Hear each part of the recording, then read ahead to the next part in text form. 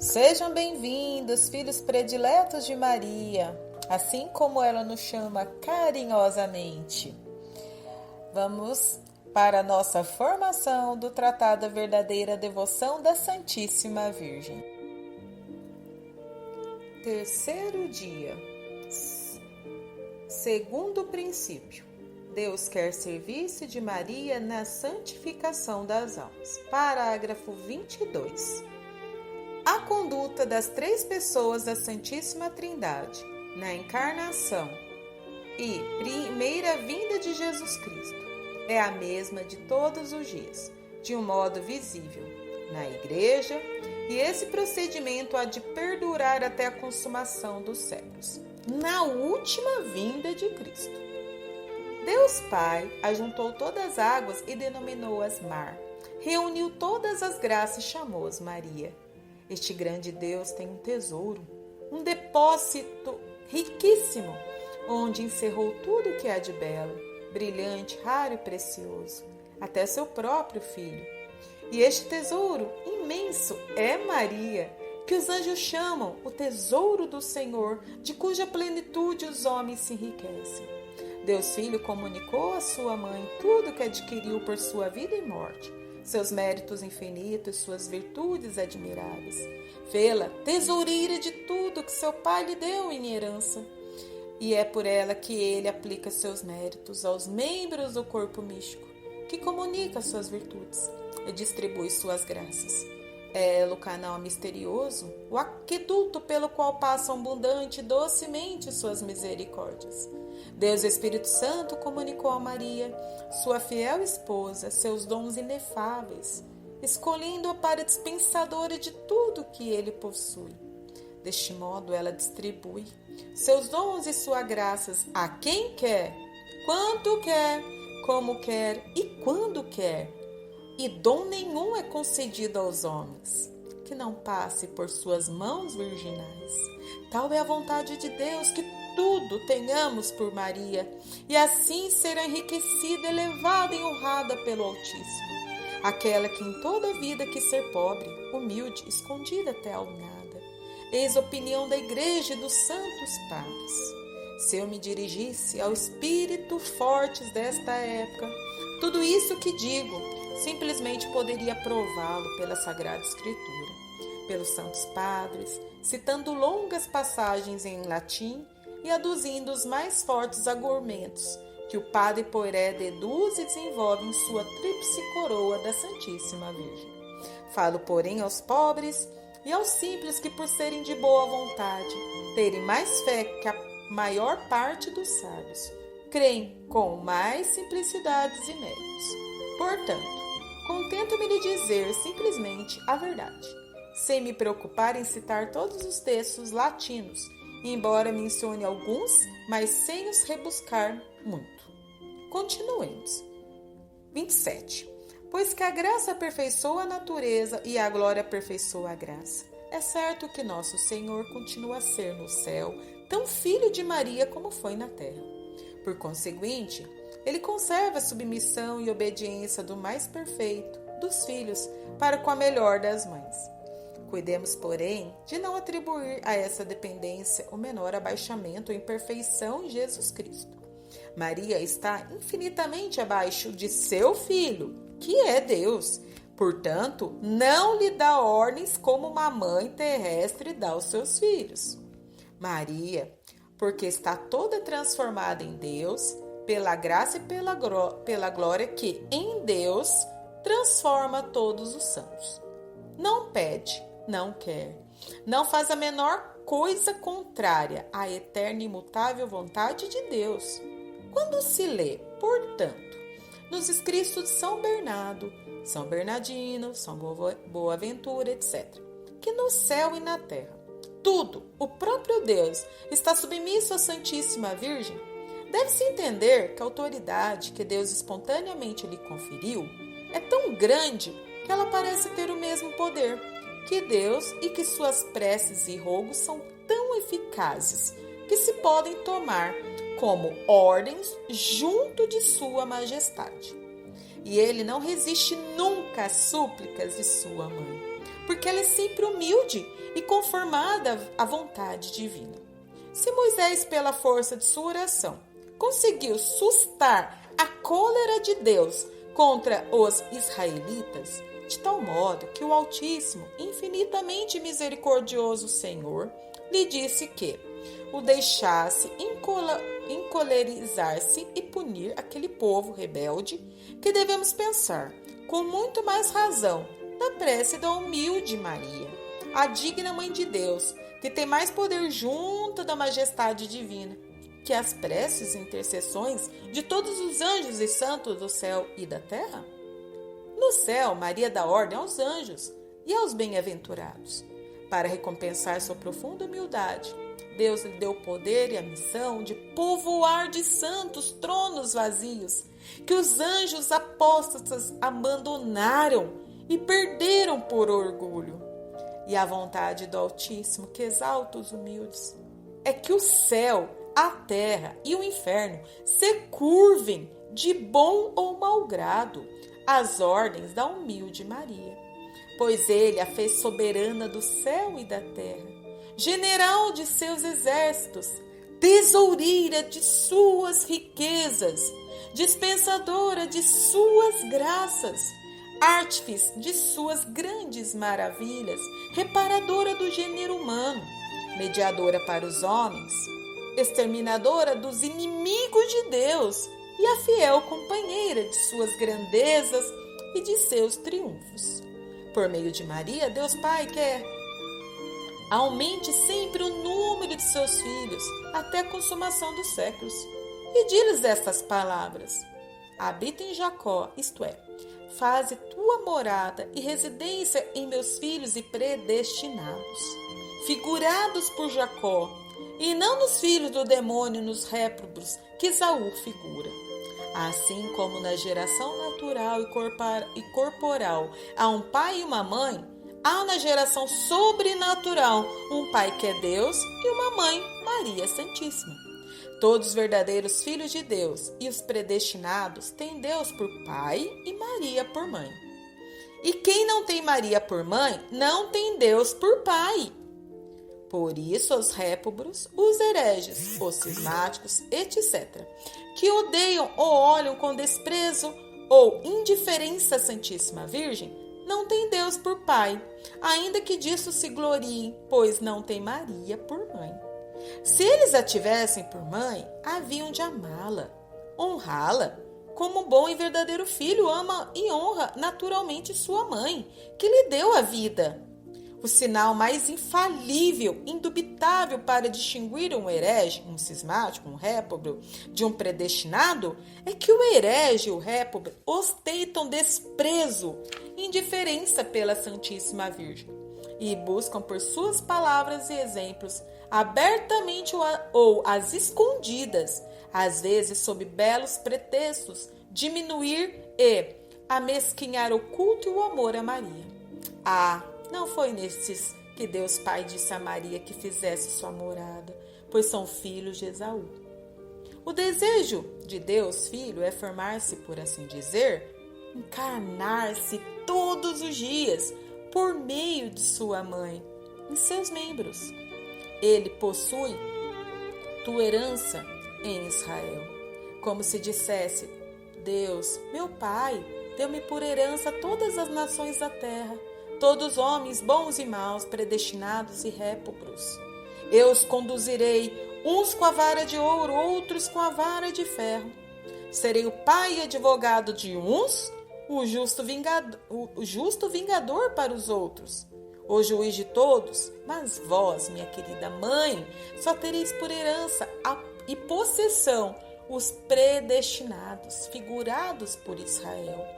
Com sua boa mãe vos lhe darei a vida, os nutrireis, educareis e como sua soberana os conduzirei, governarei e defendereis. 32. Um grande número de homens nasceu nela, diz o Espírito Santo. Conforme a explicação de alguns santos padres, o primeiro homem nascido em Maria é o homem-Deus, Jesus Cristo. O segundo é o homem puro, filho de Deus e de Maria por adoção. Se Jesus Cristo, chefe dos homens, nasceu nela, os predestinados, que são os membros deste chefe, deve também nascer nela por uma consequência necessária.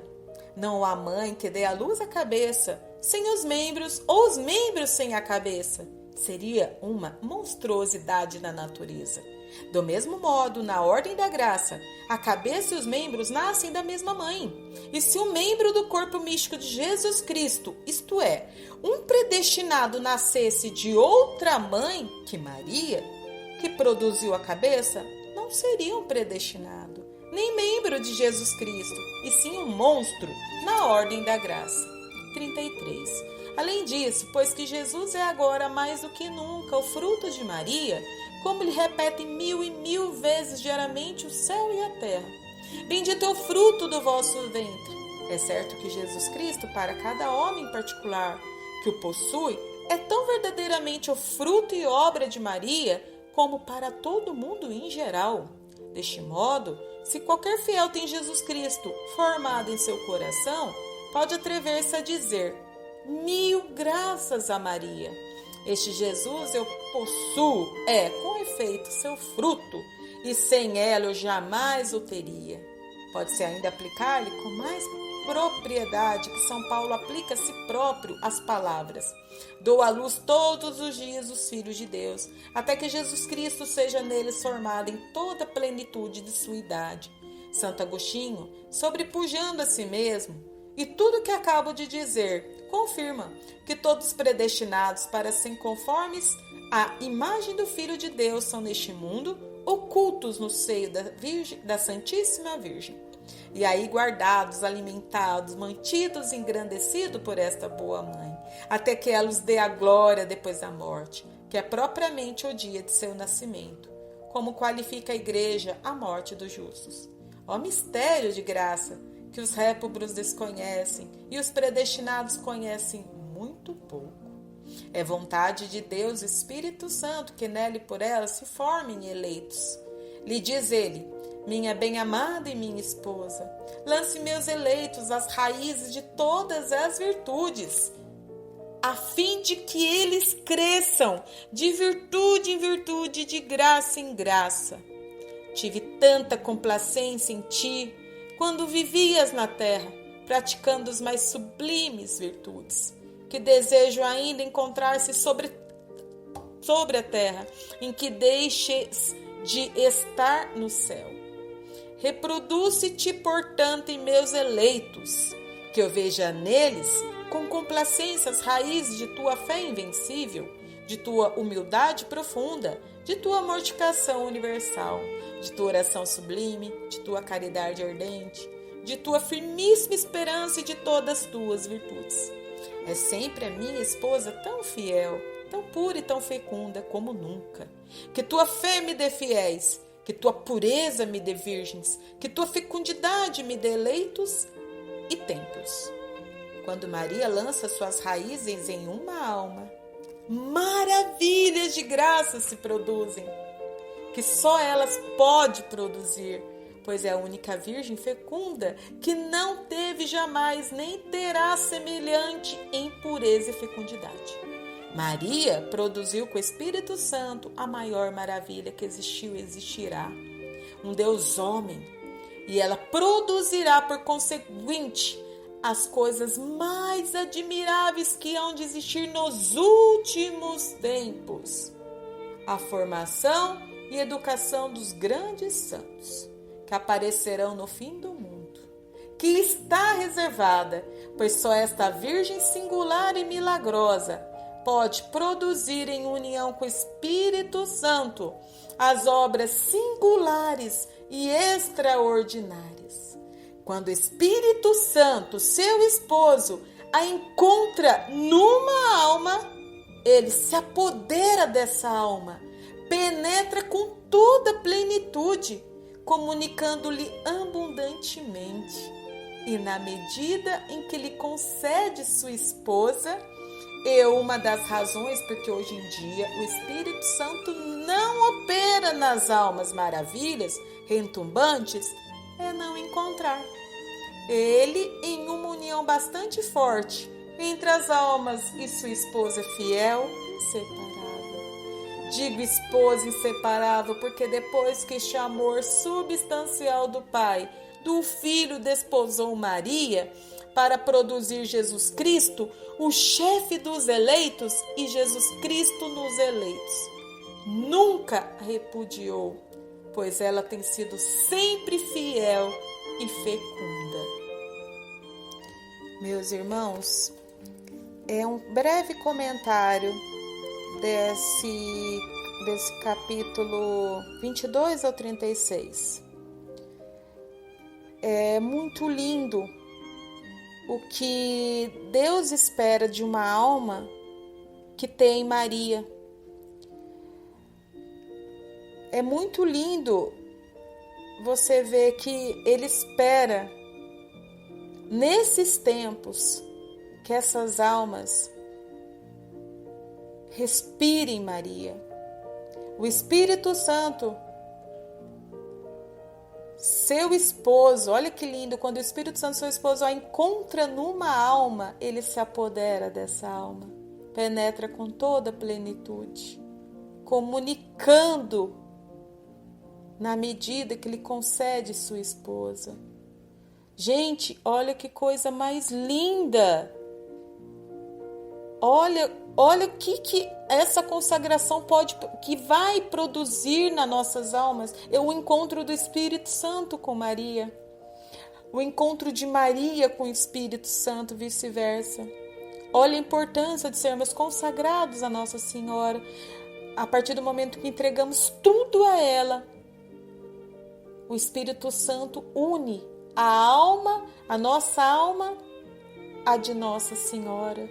Olha os três, a nossa alma com Jesus, com o Espírito Santo e Maria. É muito lindo esse capítulo. É muito lindo. Quem tem o tratado, destaquem esse capítulo. O capítulo 36, o capítulo 35. Gente, olha que importância da consagração. O Espírito Santo deseja essa consagração. É isso que quer dizer esses últimos capítulos que a gente estudou hoje. O Espírito Santo deseja encontrar Maria em nossas almas. E o que ele pode fazer? Quantas bênçãos e graças ele pode fazer através dessas almas que entregam tudo a Maria. Ave Maria Stella, vinde Espírito Creator.